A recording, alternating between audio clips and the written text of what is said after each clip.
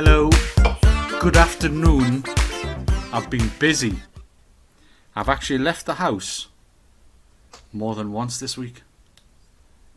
I'm knackered, obviously. Hence the t-shirt and the bag that came out at the weekend. The start of the week.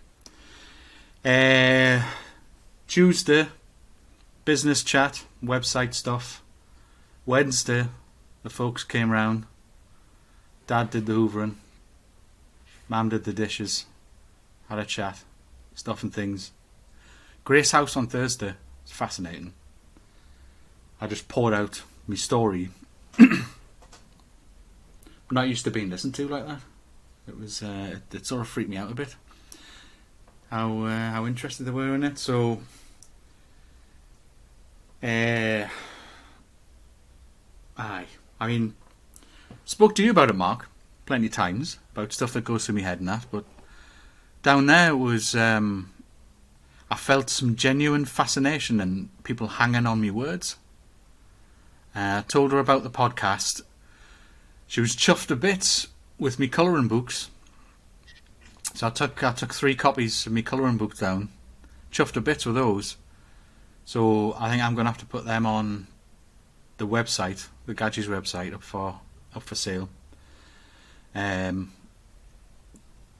one comment was, "I'm so glad they're not prints of animals and people and snowmen and things. I'm so glad that they're just all these different complex patterns. I could go nuts with this." So it turns out she likes colouring in as well, and everyone round the table, yeah, they all colour in. Yeah, it's totally a thing. I know, and yet I didn't know until a few years ago. So I told her the story of how I ended up making this colouring book, and me being an absolute maniac when it comes to doodling and pens and stationery, paper. I've got shelves, pads, pens, colouring pens, drawing pens. That's just something sexy about a really nice pen and the way it draws on a really nice piece of paper. It's just something totally satisfying about it. Like, it just chills me right out. I love it. So I've got tons of them. Turns out your brother's got a ton of pens as well. He nicks them. I nick them. You know when you go to hotels and they leave you out a pen and a pad and pens, and yeah, I can't come away with mine. So everybody else leaves them, so I just nick them, stick them in my bag. So I've got tons of them. Some of them are good pens. Some of them are chatty. The best pen I've had so far is I get me curry most Thursdays from Whitley Tandoori in Whitley Bay by Just Eat. Now at Christmas I've started getting calendars because I've had over 100 orders with them since I came back from Germany, right? Because you can see on the bottom of your Just Eat receipt, they don't always leave you the receipt, but when you forget to take it off, I've been looking at the stats on the bottom, right? This is how many Just Eat orders you've had, and this is how many you've had with this restaurant, and I went over 100. Right, so I've started getting calendars at Christmas, and they give us this pen. I looked at it and it's got one of them little rubbery bits on that you use for the touch screen. I was like, oh, it'll just be, I've just started drawing with it. Oh, it's one of the best pens I've ever had. Just the way it draws and the flow of the ink, like how much ink comes out and the crispness of the lines it makes. So it's now my notes pen, so when I go out and take my pad with us to meetings, it's my new meetings pen. Love it. And of course I've got a nice pad, lovely smooth paper. Oh, it's mint. There's just something about it, something satisfying about it. I don't know if it's a thing, it's almost a fetish. Anyway, you've been on travels. What's the crack? Yeah, the same as you. I mean, there's some phrase about not going out as often as the gas or something in there, but we've both been out this week. Out and about, drumming up some business. I've come away with some.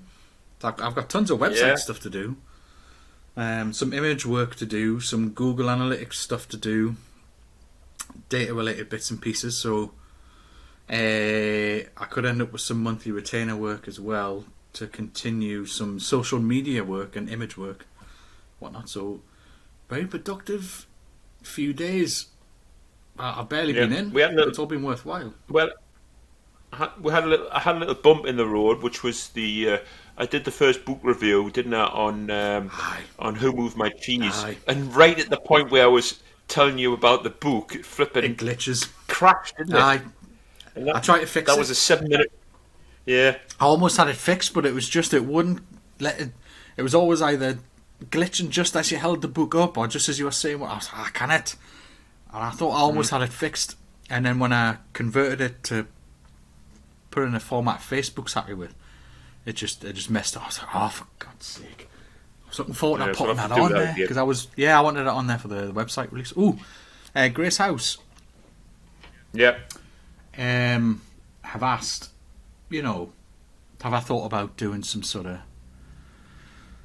coaching work and maybe popping down and make myself available to parents Can you of just autistic can you just kids? say what Grace House is? Yeah, it's a charity in Sunderland that works with families with kids or with adults that have learning difficulties, and it helps them to become independent because some are at a far end of the spectrum where they need to be shown, buying train tickets and you can't do this, you do that, and it's just helping them going shopping and looking after themselves, and then getting them their own house and living on their own and becoming totally independent.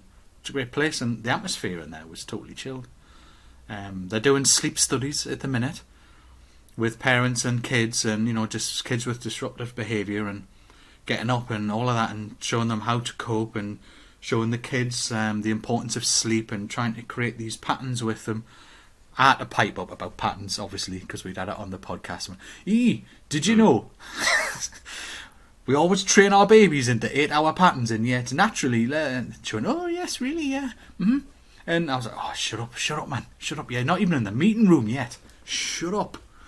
so anyway, so they do a ton of stuff like that, like outreach type work and bringing people in, and they think of themselves like a house you can come to, Yeah. but not in When was but it? not in a When was cheesy the way. last time? When was the last time you were in an environment of people that are sort of like just, shall I say it, like-minded? When was the last time you did that? Never been in a place. I came away feeling really weird, like someone had been hanging on everything I said. I was genuinely interested in the story of things, how I got to where I got, and the diagnosing late and what that meant, and all these things. It was a couple of hours of just questions and being listened to, and I didn't know what to make of it. Like my break, I came out, I was a little bit spooked. I was like, "What? That's a bit odd. I'm not used to that." And it was a really relaxed sort of place, and everything was just, there was no rush. It was all interesting. And then they asked me, what do you think? Do you think you could bring something to the table for us? And I was like, well, all this time I didn't know. I built all kinds of strategies and understandings, and like you said, I'm a bit of a reflector. I'm always looking back at things, pulling them apart, and all of that. I said, well, I could use that. Is I've got this bank of stuff about people, things, and behaviours, and how I built up tolerances to certain things, and coping strategies for others, and how to hide this, and sort of save that for later. So when I get home, I might sort of get some stuff out of my systems. I've built this library of stuff, and some people with autism aren't articulate or are non-verbal entirely. Can't speak, or they're young kids, because we're finding it so much younger these days, which is a great thing. And what's it going to be like trying to ask a 7-year-old with autism to give you an analogy of how they're feeling? Can you explain it in an analogy? Can you explain what how it's going on? No. So, but I understand the thing. I've been through a lot of the things. I've created all kinds of thoughts and strategies and understandings of it, and I'm articulate about it. So what I could do is make that bank of stuff available and take questions from parents, help them say, look, well, he reacts like that because of this or this. This is what happens when, this is the thought process, this is the what triggers in me when that happens. and then what I do about it, and the thing I've learned to sort of either suppress it, deal with it, or get it out, whatever it is. So I could do that. And then I mentioned the podcast and whatnot, and how this is all about coaching and this and that. She went, "Oh, coaching?" I said, "Yeah, I do a bit of coaching." We're always talking about, how things work, how they should work, maybe how do they work, why do they work the way they work. Talk about people and things in the hopes that in the end we've helped the people that are listening. So would you be interested in that? I was like, yeah, I could do some coaching. Come down and teach people how to cope with things, and maybe even pass on some strategies to the kids with or adults with autism. So this is how I deal with it. What do you think of this? These are some strategies I know that work, and things I know I can stick to, the things that my brain can tolerate. I've worked it out this way, because I don't want to be a slave to the way my brain works. I want to be able to crack on and get things done and integrate with people, and I certainly don't want to blame it for things. I want to be able to understand why it is the way it is. If I can't fix it, then I'll just have to be around people that are okay tolerating it. If I can put a measure in place for it, then I do, right? But I could teach those things to other people. So it was Anne that set that up, and she asked me, "So how do you feel about it?" I'm a bit weirded out. I'm not used to all that attention and genuine sort of someone drawing it out of us and wanting to hear it and listen to it. It was a great experience in a way. Just I didn't feel there was a time limit. I didn't feel I'd gone off on a tangent and people minded. I kept bringing myself back and actually got all the different bits of the story out, even though I went off on some tangents. But give some background to it. She said, "Well, if it becomes an opportunity, would you be interested in it?" I said, "Yeah, why not? Can I help people? Yeah, it'd be great. If I can, if what I've got and what I've learned and this stuff that's in here, if that's worth passing on and it helps someone else, why wouldn't I? Yeah, so get me out of the house." So obviously I'll be a bit anxious about it, but I'm sure I'll slot in. So if it becomes a thing, yeah, she says, "I'll be seeing her next week." There's nothing much more satisfying. Nothing much more satisfying than paying it forward, is there? That's what I like. I'm always saying that to people. Paying it forward, and that's exactly what it would be like, wouldn't it? It'd be paying it forward to other people. Here, take this. Don't go through all the stuff I did. Here's some stuff. Use this. This is what I did. Let's see, this works for me. This might work for you, or a version of it might. What do you reckon? I can pass that on and shortcut that for them, and not just the individuals, but not just the individuals, but to the families as well, isn't it? Yeah, that would be something. Can you imagine if I could tell them when he does that or when she does that? This is the kind of thing that could be going through their head, and then they go, "So, if we did this instead, that wouldn't happen." Can you imagine? I'd get a massive kick out of doing that. I would love that, to think that I've not just given them like an aha moment, but that kid who might never know that this was purposefully changed, but just a thing that used to bug them has now gone. And they never have to faff about with that anymore, and things get, and the family atmosphere changes. Can you imagine? That would be great. I'd love to do that. So if that opportunity comes up, I'll grab it with both hands. So it's interesting stuff. Like I know we sort of laugh about things like let's take Chinese and the way they eat, and for a lot of people in the UK, the fact that some people eat with their mouth open can be very irritating. Oh, but don't get me why started. why is it irritating? It's just food. It's just a mouth. But if you could create a strategy for somebody that just says, just accept it and ignore it and move on, but you're giving that wisdom from that perspective, that could change somebody's perspective on that overnight. I have a way in my head of taking some noises that bug me, and I've turned them into comforting sounds by finding patterns in them, like hammering and drilling and different things. I find patterns in them, and then I take comfort in the patterns that it's creating, and then it gets actually a bit like ASMR, where I'm getting into the rhythm of the thing. So rather than it being very loud and banging and just doing my ears in, I start looking for a thing in it. And then it becomes a really satisfying sound to hear. And next time it happens, I go to that zone, not the other. It becomes a habit. And I've done that with a few. It doesn't work every time, but it's worked with so many that it's something I attempt to do every time. Let's see if I can do that with that. And it works. Imagine you can, the instant you sort of, we're just using the eating analogy here, imagine you can grab your thought as soon as you hear the eating, and you flick that movie of what you've just said in your brain to sort of desensitize it. And now I've caught it before it becomes annoying. Boom. Yeah. Yeah, that's kind of the level it gets to eventually. That I told her about the there's a little guy with a clipboard in my head that when these things come up he goes huh? What? Right. Heads on then. How are we gonna structure this? How we're gonna right. Exactly, it's a bit of that. He's got his notepad, take a note of the thing, creating a new procedure, and reminds me, we've got a procedure for that, by the way. So don't be, right, you're right. So there's just something there, always waiting to kind of, same as I'm in an interview, that same guy comes along with his clipboard. Have you answered the question? Good shout. That's a good shout. Yeah. No, I haven't, but I'm going to.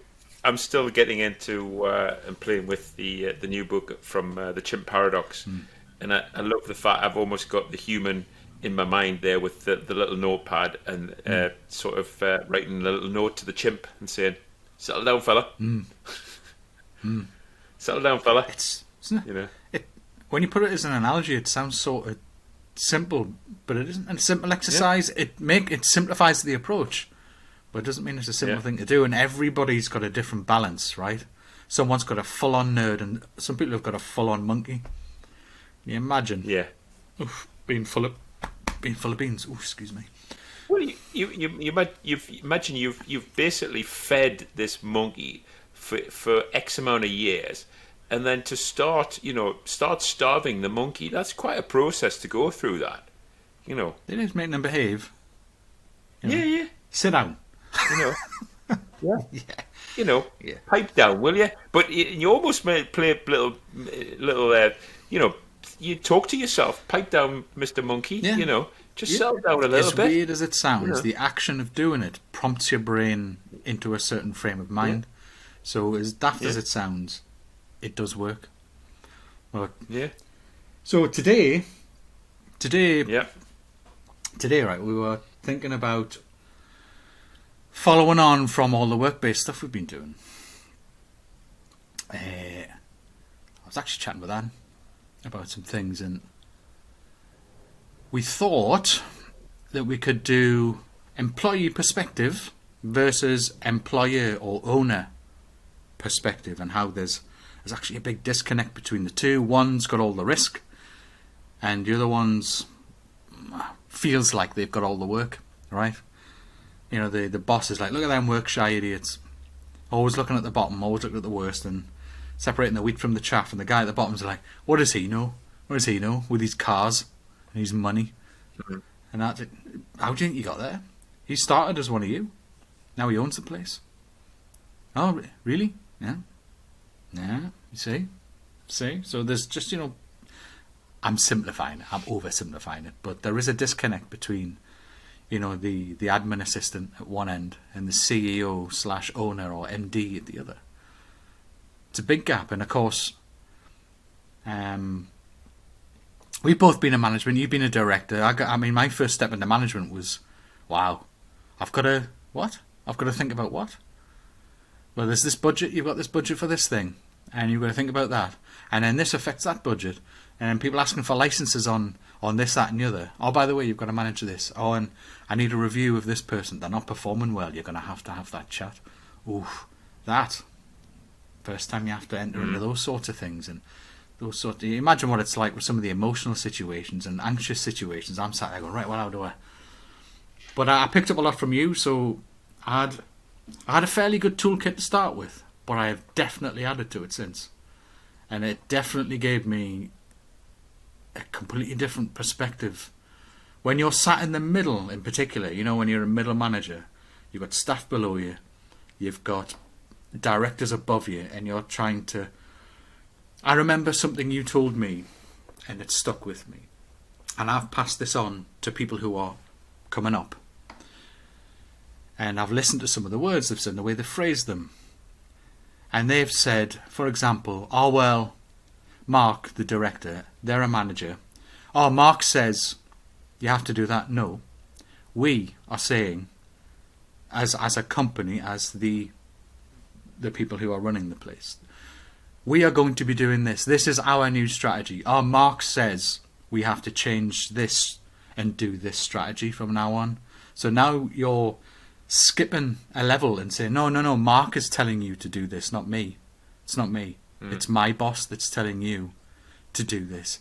And he said that you have to do that. And sorry, Mark says you have to go. Mark says you can't have them hours. No, and you're always saying, no. The buck stops with you. Even if you don't like it. You have to present yourself as part of the management team, right? So it stops with you. You don't give them visibility of the level above. You have to present it like it was your idea, or that you're at least on board with the idea. That was hard for me. I like that. You mentioned simplest form. Simon, can I have a day off tomorrow? Nah. Yeah. And what was the question back? I'd normally say, what's it about? What's it about? Yeah. And, What do you need? Mark, can you have the day off tomorrow? Can you afford to be off? Can you spare the time? What is the effect on your department, Mark? If you feel you can cover the basis, the decision on your holiday is your decision. I'm giving the decision back to you. That's interesting.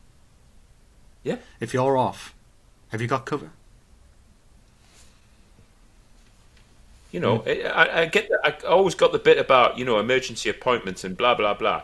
But I just want tomorrow off. Well, can you have tomorrow off? Can you afford to have tomorrow off? What's the effect on the department? What's the effect on the organisation? And if the effect is close to zero, then take the day off. You make the decision. It's funny. Neil, your boss, Yeah. my director, had that sort of approach, right? He just wanted to know that I was off. He just needed to know that I'll be working from home on Wednesday. Changed from, do you mind if I don't ask us? It's your team. You know the impact it's going to have on your team. So if you're not there, you know better than me whether that's a good or a bad thing or not. If you want to work from home, I'm not going to stop you. If you need to take the day off, take the day off. Just put the holiday in, and I'll tick the box on the HR screen. I don't know. Well, he rarely did that, mine. I had loads of them stacked up, but you get the point. He left it in my hands. He wanted nothing to do with it. He went, it's your department. You know what impact it has. Oh, so and so wants to have. Well, how do you feel about that? He did that a lot. Pushed it back onto me. As my director. Because the easiest thing is to say yes or no. No, you can't, because I feel like I'm having a bad day today, so no, you can't, because I'm an arse. Or yeah, it's Friday, I feel good, but no, the decision is actually yours, because it's your effect on your department or your team or your organisation. I'll get back to the basics of business. What are we in business for? Moolah. Money. That's it. Well, when you boil it now, down. If you're not making basics. moolah, then you're not in business, are you? So when we get to the employer versus employee, we have to make money. And we have to make a profit. Don't we? Yeah. You have to make a profit. It has to show a plus somewhere. Especially if you're in the private sector, for sure. Yeah. You have to be turning a profit. Yeah, the bit that I really struggle with, and maybe you can help here, is when is enough profit? See, I've had someone tell me about private companies that I can't remember their exact phrase, but it really opened my eyes. Was there's no such thing as profit. It's only reinvestment. Like any good business wouldn't have money sat in the bank is wasted money. It should be invested in the next million. So if you've just made 500,000 and it's sat in the bank, well, that's cool. What are you going to do with it? You use that 500,000 to make 1,000,000, and then you use that 1,000,000 to make your next million, right? So you should always be investing it. You should never be making a profit as such. You've got capex and opex. You've got your capital expenditure, your operational expenditure, and then you should be spending that money. You should be spending I it. get the bit about reinvesting a proportion of your profit in the business, but let's go from the employee perspective. What percentage of that should be returned to me in terms of loyalty and bonus? It's an interesting question. I don't know. You know, when you see these large multinationals and then you're talking in billions and that, you're like, well, do you need to earn that amount of money? Exactly. My question to super rich people, like I'd love to ask one, like who needs 1 billion? Like need, I mean, need. Like how much could you live your current lifestyle on, and how much of it is just amassing stuff, and how much is it? Well, I had that. I just needed to buy something. I need to do something with the money. Then why not give it away then? Like you quite often find them buying yachts and daft bits of art and things that they'll never look at again. They'll just sit on a shelf gathering dust. But they're like, yeah, but I've done everything else. I've been up them mountains. I've been on them boats. I've been on those rides. I've been to those countries. I've driven one of those. I've owned 5 of these. So yeah, you could help them have that experience then, couldn't you? You could give the money to them, like just give it away. Like how much do you really need? I mean, if you had 100 million, you'd be alright, right? But some people have 10, 20 and 100 times that. Do you need 10 billion? Who needs 10 billion? Like they look at Elon Musk, how much he just spent on Twitter. 40 billion. Oh, I say, well, yeah, but in his mind he's like, well, the money's not for keeping. I want to do the next thing with it. So he's trying to do something useful by seeing how much of a cesspit Twitter was. He's like, I think I can fix that. So he went, right, I'm going to buy it then. I think I can fix it. So he went off and lashed out a load of money on it. And he even said on CNBC the other day, a news reporter said to him, you know, how do your CEOs feel and your shareholders feel when you say those things that you do on Twitter that are a bit controversial, like, and then your share price goes down? Well, I mean, how do they cope with that, and how do you feel about that? And he just sat there and went, reminds me of a movie. I can't remember which movie it was, and he quoted this line, give me money, give me power, I don't want it. He says, look, if something I say ultimately ends up in costing the company money, I don't care. It's like, ooh. What CEO on the planet says that? I'm like, well, but it's pointless. No, it's not about the money. I need the money. The money's a means to an end. Well, So for him, how bad is it that we live in a society whereby some words that you use affect the business bottom line? That's like, oh yeah, because he said that. What do you do when your marketing department comes along and says, because you said this on Twitter, this advertiser no longer wants to work with us? Oh well. And he's like, not bothered. Not bothered. Yeah. That thing needed said. And, you know, sometimes the things he says are very like, oh, that's blunt. He's saying the thing that other people won't. You know, you'll quite often look at the elephant in the room and just put it on Twitter. There you go. That's a thing you're not saying. And everybody goes, wait, what are you doing? And then some sponsor will come along and say, I don't want to be associated with that.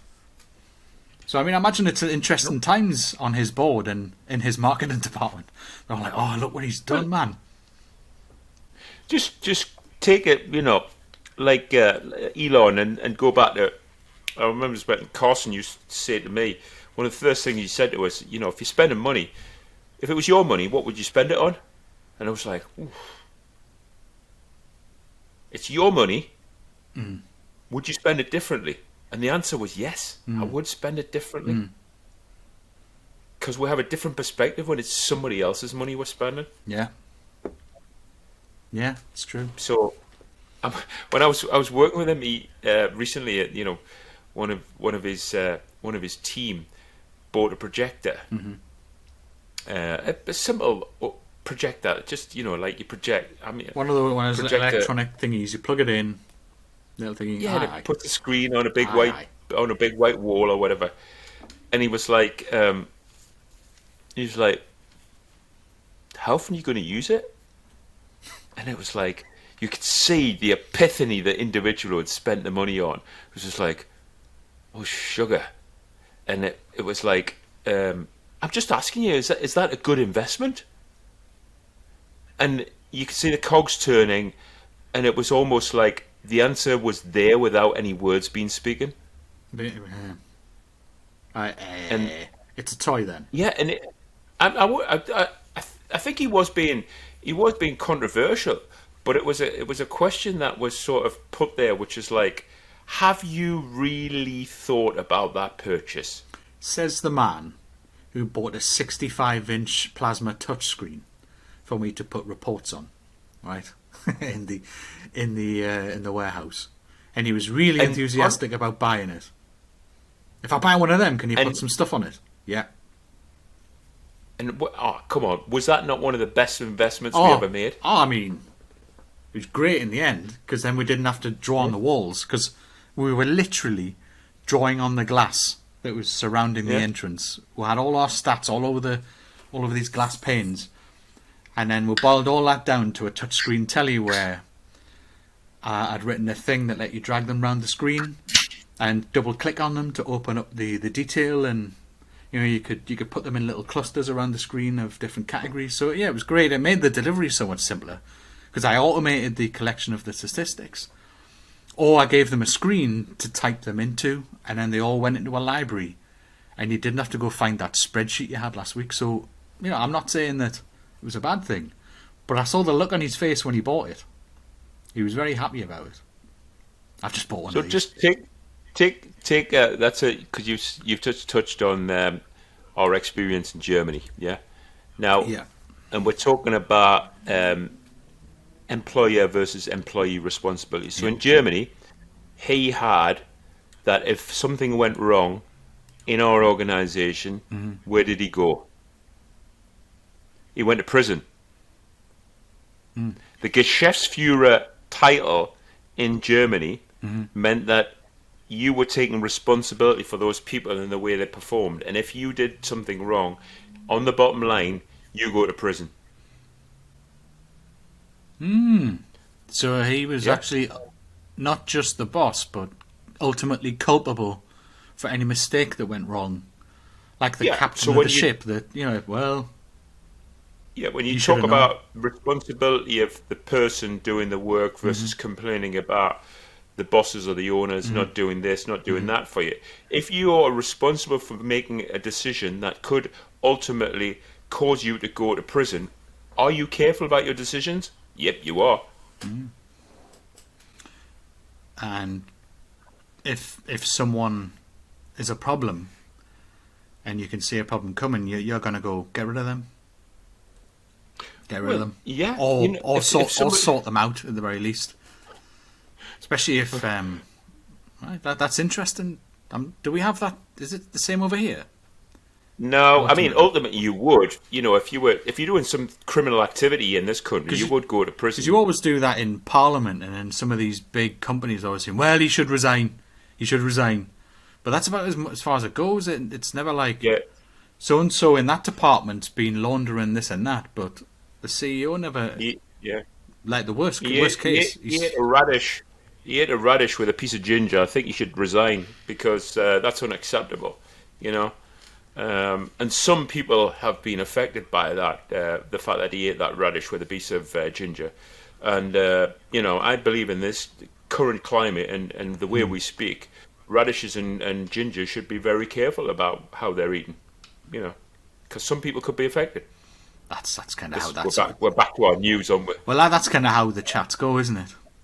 Yeah. They have some PR person says a thing, say that. Yeah, read this out. Yeah. It'll be fine. Just make some sort of apology, or show that you understand, or that, well, some of these things are out of our control. What we've done is we've launched a review. That's about as far as it goes, isn't it?